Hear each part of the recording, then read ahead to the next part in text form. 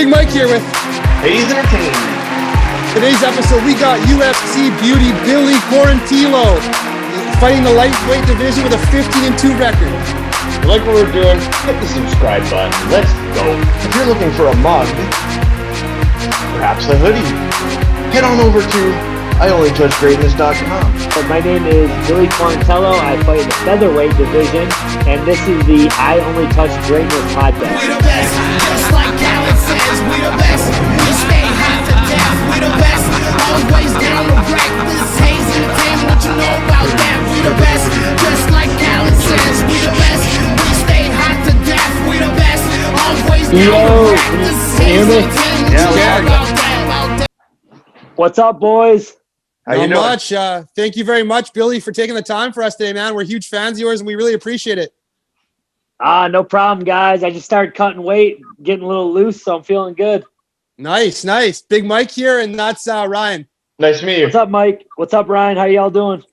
Good, man. Good. Where are you located? I'm in Vegas right now. I had to fly out earlier today, and Okay. so what the UFC does is you basically got to fly in, take your COVID you got to do your COVID test, and then you have to basically stay isolated. So I have my own room, and then I have a workout room, which is basically just another hotel room that's ripped apart. It's got a mat and a sauna, and I just keep going back and forth, just working out and staying loose. Okay. Yeah, getting ready for Gavin Tucker, obviously. Hell yeah. Can't fucking wait for that fight, man. We're pumped. Thanks, man. Yeah, I couldn't be more excited, man. I've been getting ready for him for a long time now, and it's definitely a huge opportunity for both of us. And I'm ready. I believe it, man, and we can't wait to see you knock him out. Hell yeah. What's the most important thing about training camp for you? The most important thing about training camp lately, honestly, it sounds it's not the most common answer, but really it's about not getting hurt and not doing any dumb shit.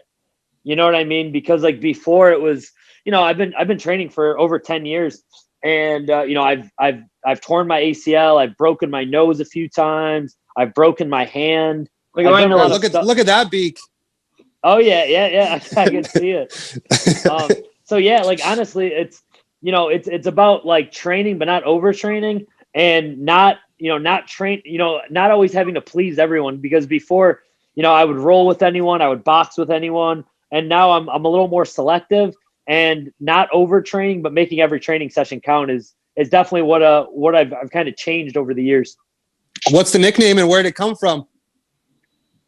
I don't have an actual nickname. I have a lot of them. A lot of people call me different stuff. Billy Q is the most common. Because Quarantillo is a pain in the ass to say, so it's just easy. It's just easy for people to say Billy Q, they know that's Billy Q.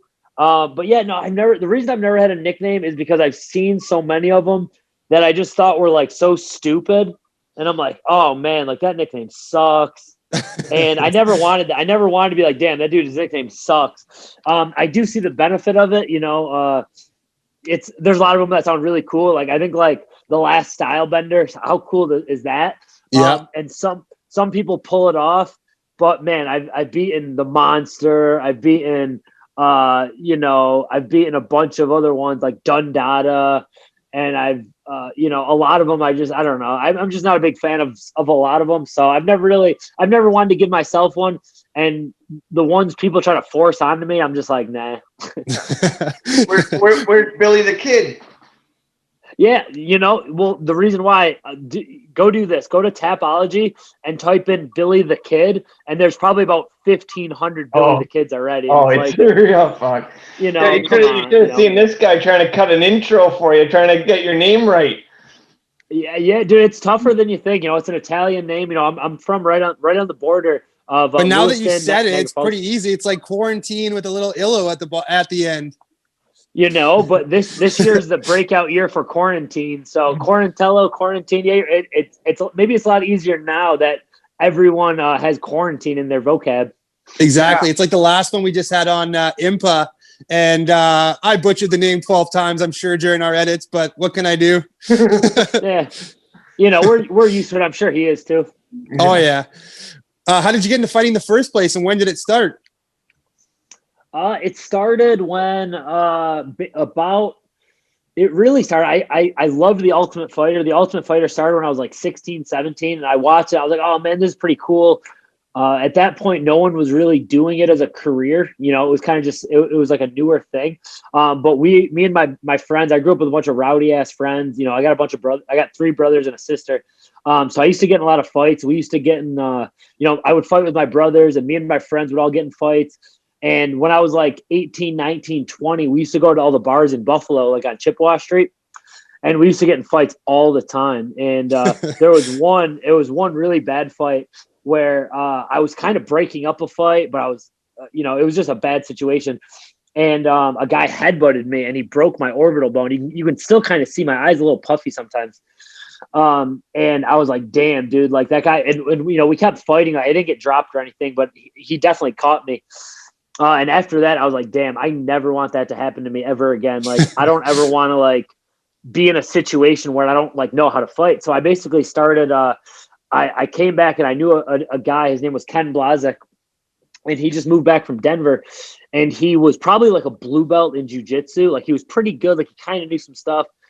And so he was basically starting like these like seminars and stuff. So I went to a couple of those, and he taught me an armbar from your back, like in your guard, and a triangle choke. And up until that point, all I saw was, people, like every fight I saw or got into, you would either like hurt someone with punches, or someone would tackle someone and get on top and beat the shit out of them. So learning that, I thought it was like a cheat code. You know what I mean? Like being able to win a fight off your back. I was like, dude, I'll never lose a fight if I learn how to do this. And so sure enough, like right away, I got addicted to it and trained with him pretty much every day, and got pretty good at it. And then he shut down his gym, and I wanted to keep training. So I went to a bigger gym in Buffalo. It was called WNY MMA. And I still talk to all those guys. I'm friends with a lot of them. And I already knew I was going to move to Tampa, but I started training there.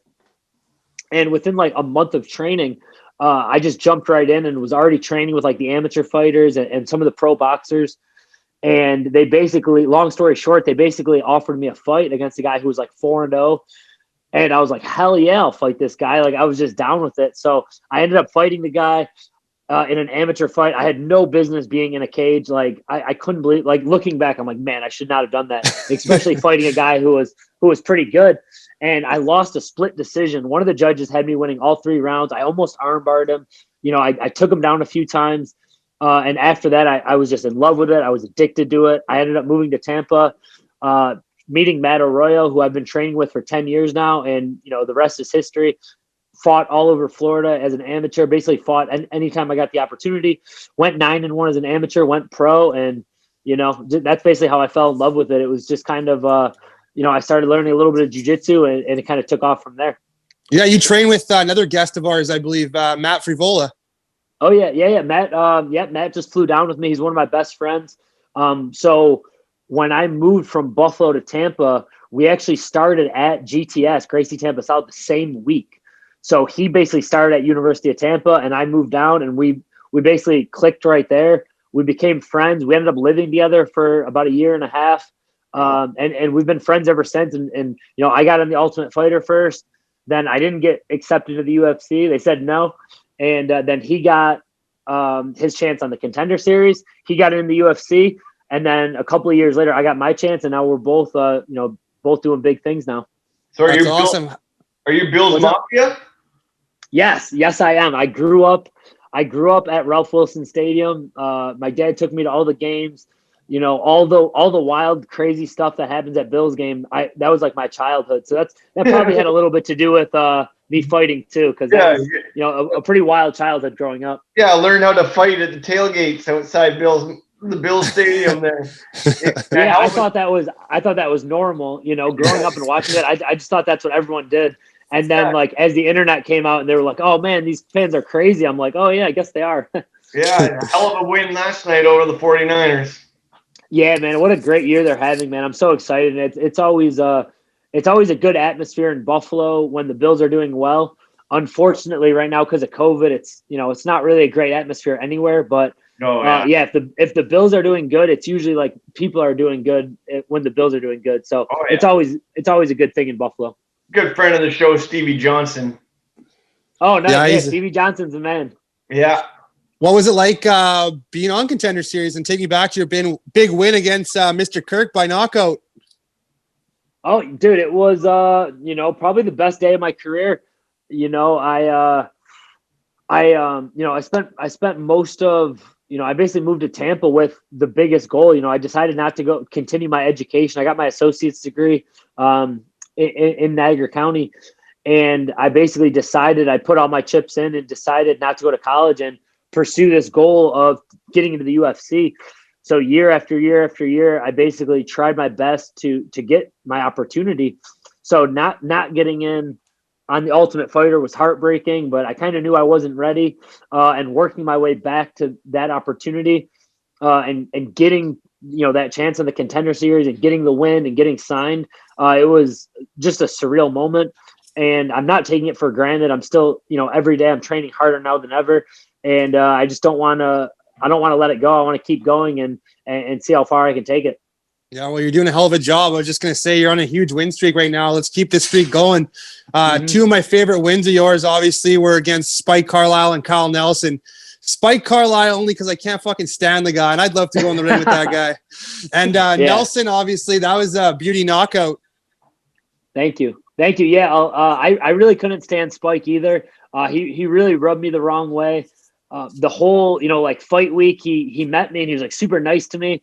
And then he did an interview and he was just talking all this shit. And I'm like, of course we're fighting, but don't act like we're like best friends and then talk all this shit. And then after we weighed in, he wore that goofy mask and he was talking after. He's like, oh, you're going to hug me after, I know you're going to give me a hug after. And it was like super arrogant. So I didn't like him then. I still don't really like him.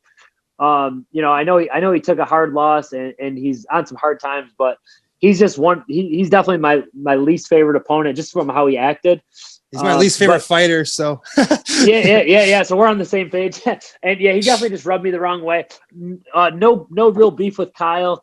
He said kind of what he had to say. He said he was going to knock me out in the first round and some stuff. But like I said, I understand it, man. It's part of the fighting. We're selling fights. We're entertainers at the end of the day. So I don't mind that. But being fake, if you don't like me, don't like me. But don't act like we're buddies and talk all that smack.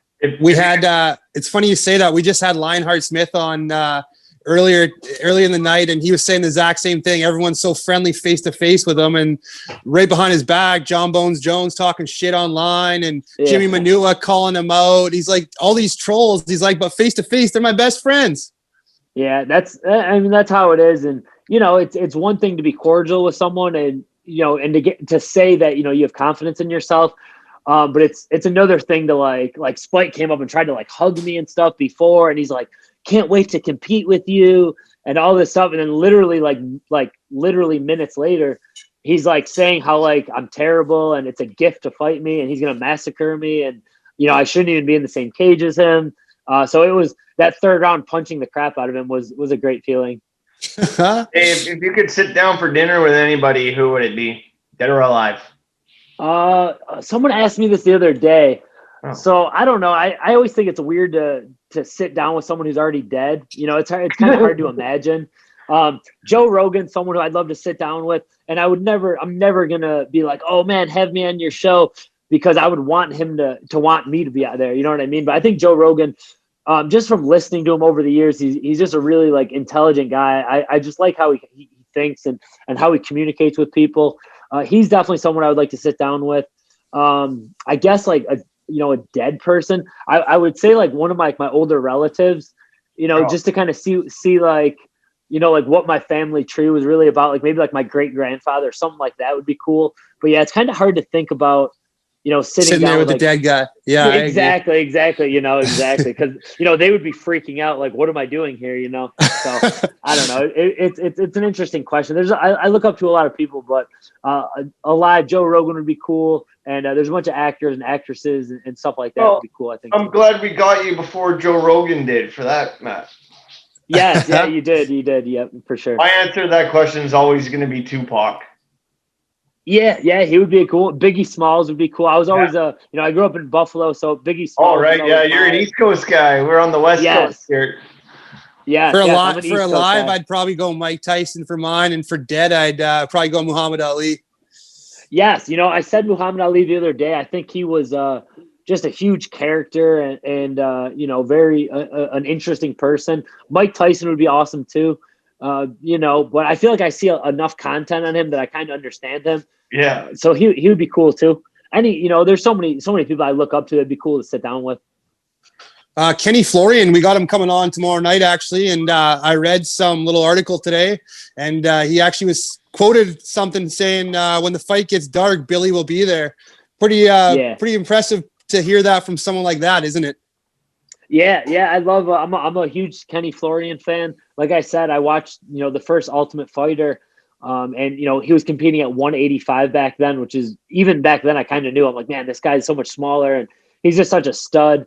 He trains with one of my buddies, Ryan Hall, all the time. So I would love to plan something where we can all get together and get some training in, just to kind of pick his brain, because he's a really intelligent guy. So yeah, him and like guys like Rashad Evans saying stuff about me after my last fight was kind of surreal. It was really cool.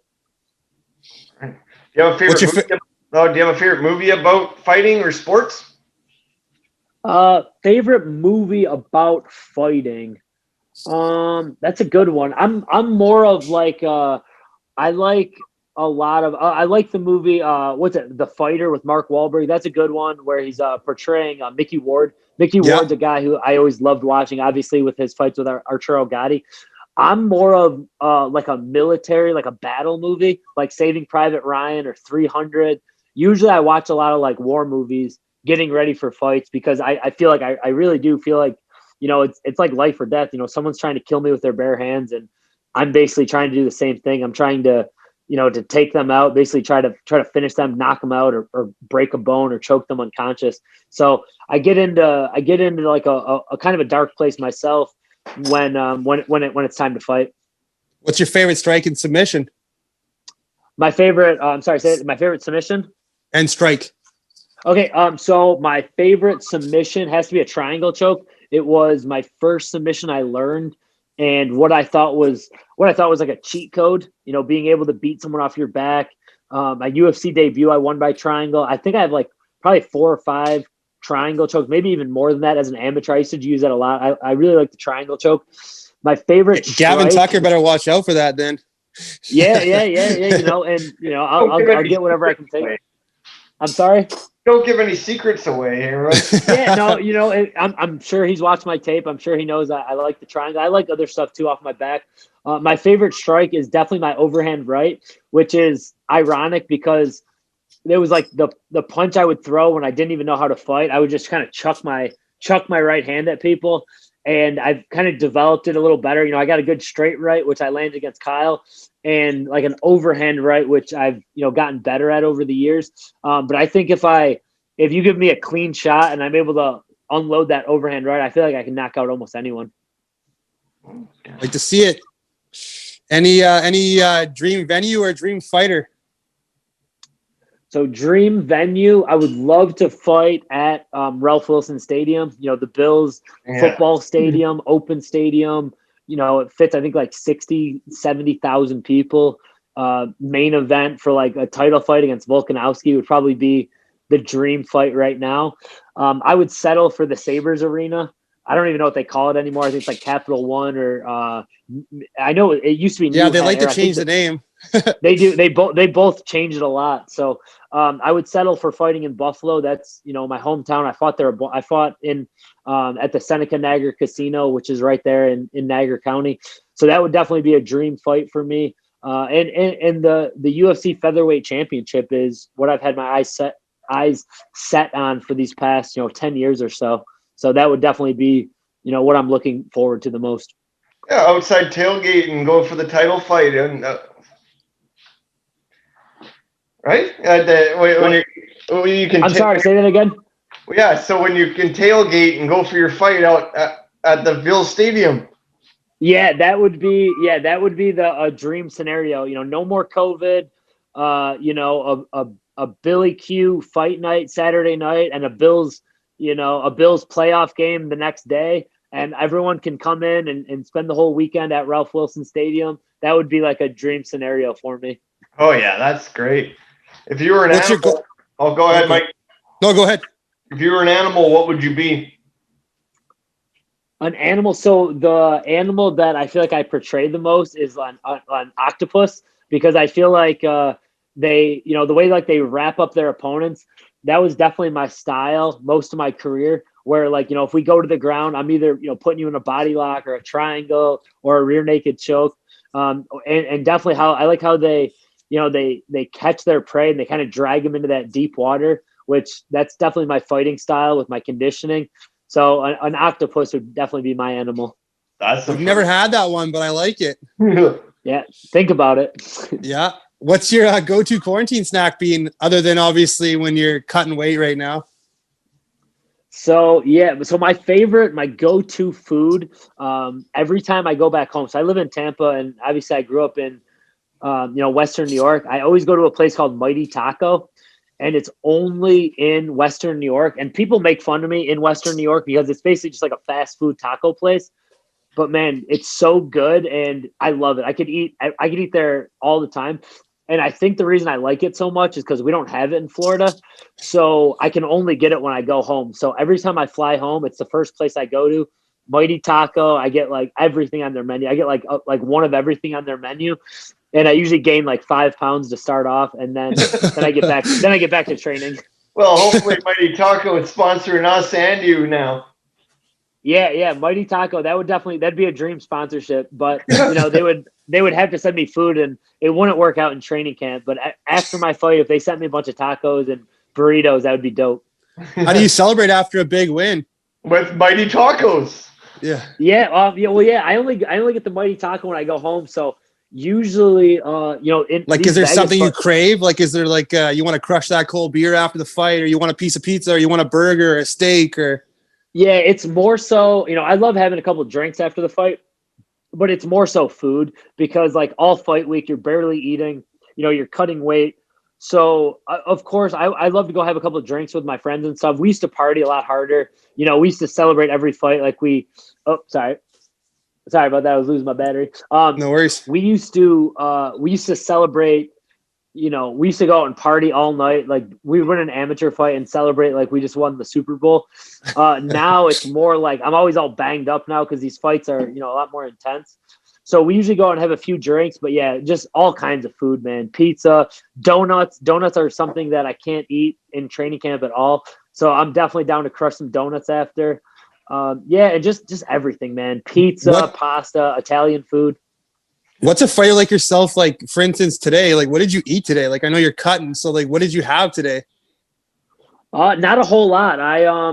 Luckily I have like a coffee addiction. So I had like 2 cups of coffee, just plain regular coffee. And I've had a little bit of chicken, and I had like one of those healthy protein bars.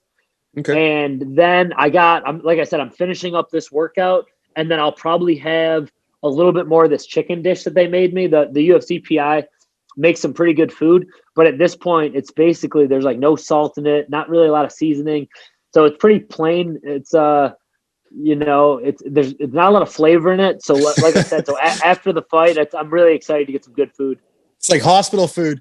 It really is, and it's funny because when I had COVID before, I kind of lost my sense of taste. And so now, like, the food really doesn't have any taste anyway. So you're like, oh, man, like, do I have COVID, or is this food just, like, super bland? Hey, I got a question.